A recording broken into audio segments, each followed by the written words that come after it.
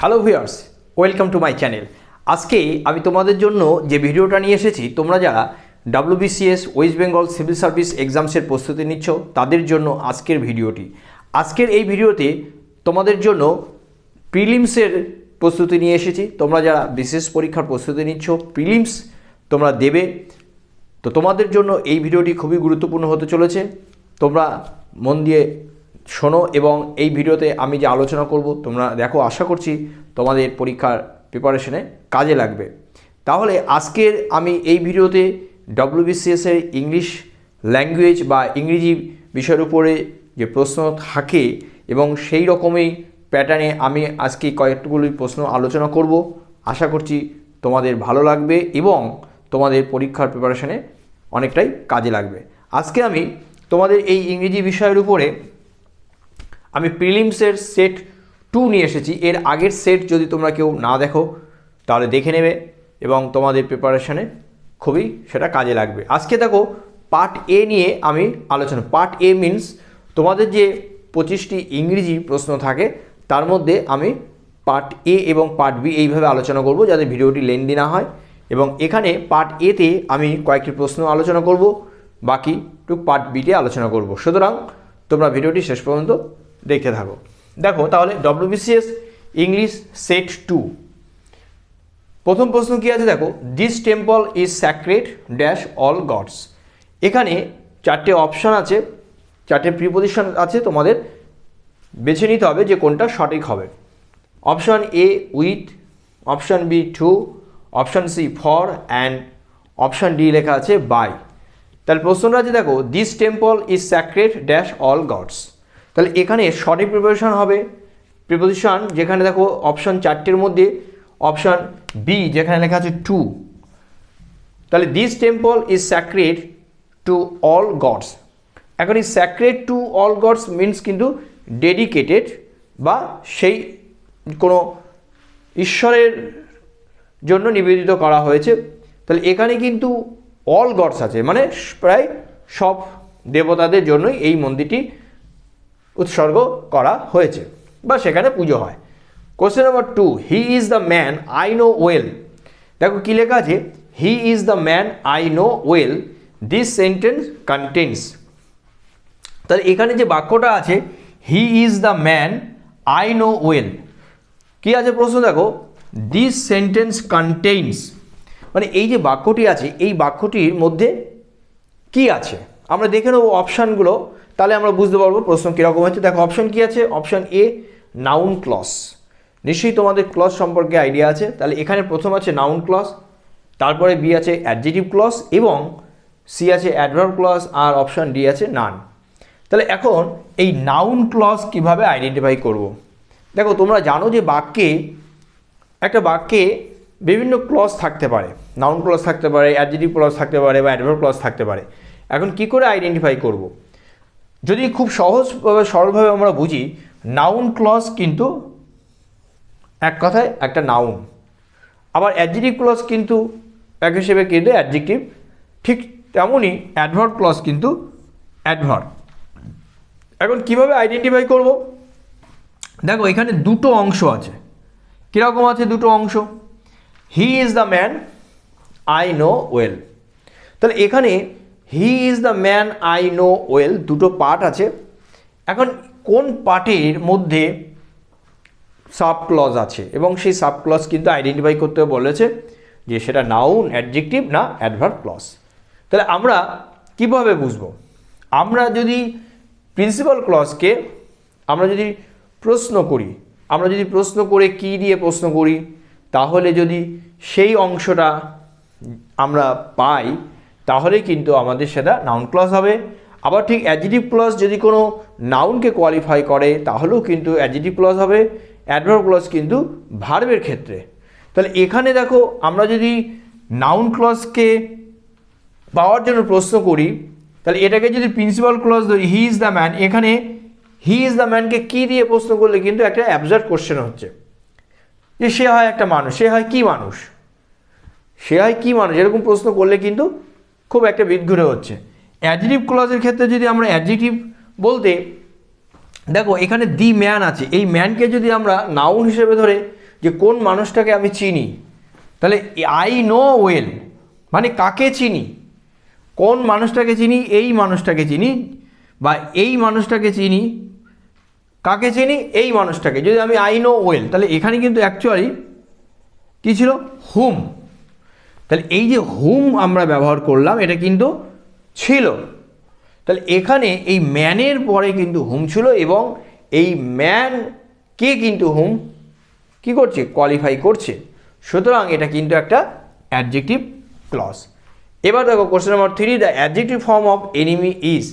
Adjective form of enemy কী হবে, এখানে আছে দেখো ইনিমিক্যাল, এনমিটি, অ্যাংরি আর নান। তাহলে এখানে ইনমিক্যাল, তারপর আছে enmity, angry and naan.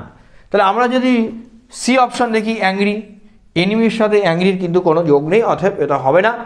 Enmity কিন্তু একটা নাউন, ওকে, এই এনিমির মতনই এনমিটি এটাও একটা নাউন ফর্ম, কিন্তু ইনমিক্যাল এটা কিন্তু একটা অ্যাডজেক্টিভ এবং এনিমির অ্যাডজেক্টিভ ফর্ম। সুতরাং অপশান এ হবে সঠিক। Question number 4, make it sure that your heart never be in your mouth when you go for interview. This means, তাহলে এই যে heart never be in your mouth, this is একটা idiomatic expression. এই ইডিওম্যাটিক এক্সপ্রেশনটির অর্থ কী? তাহলে এখানে অপশান এ আছে employed, option B আছে nervous, option C careless and option D none. তাহলে heart never be in your mouth, এই ইডিওম্যাটিক এক্সপ্রেশনের মানে কী হবে, employed, nervous, careless and none, এটার মানে কিন্তু নার্ভাস। ওকে, কোশ্চেন নাম্বার 5 বা 5th কোশ্চেন কী আছে, professor Roy is always polite that his manners. এখানেও দেখো আমরা প্রিপোজিশন পাচ্ছি 4টে, এখানে কোনটা হবে, always polite, professor Roy is always polite dash his manners. তাহলে আমরা এখানে ম্যানার্স মানে কি, এখানে ম্যানার্স মানে বিহেভিয়ার বা আচরণ। তাহলে এখানে যে 4টি প্রিপোজিশন আছে তার মধ্যে সঠিক হবে ইন হিজ ম্যানার্স। ওকে, তাহলে সঠিক অপশান এ। এবার চলো দেখে নেব এর পরের প্রশ্নগুলো কি আছে।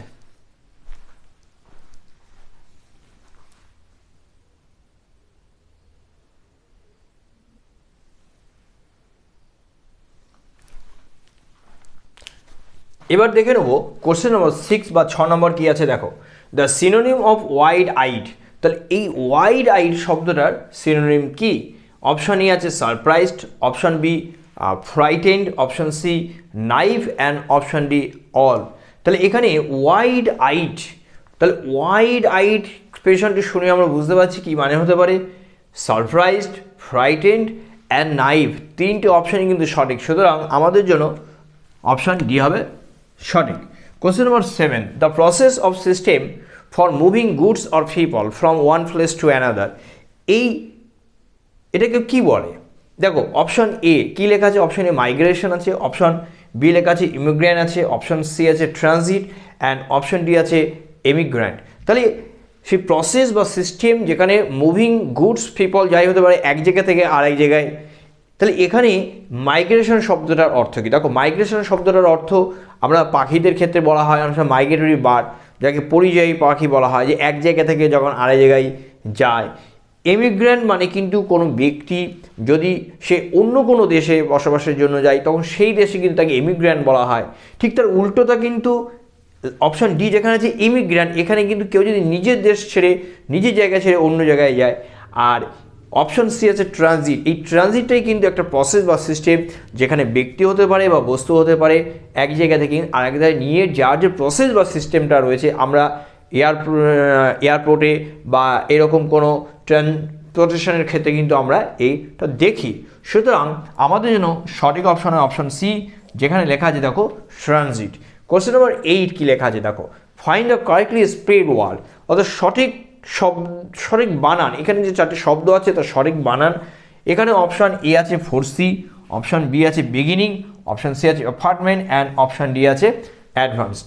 কিন্তু দেখো প্রত্যেকটার বানানে এ বি সি 3টি অপশানে যে শব্দ আছে বানান ভুল আছে, তার কারণ এখানে ফোরসি, এখানে একটা ই মিসিং আছে, ই লেটার মিসিং আছে। এখানে দেখো একটা কি আছে, একটা এন লেটার মিসিং আছে।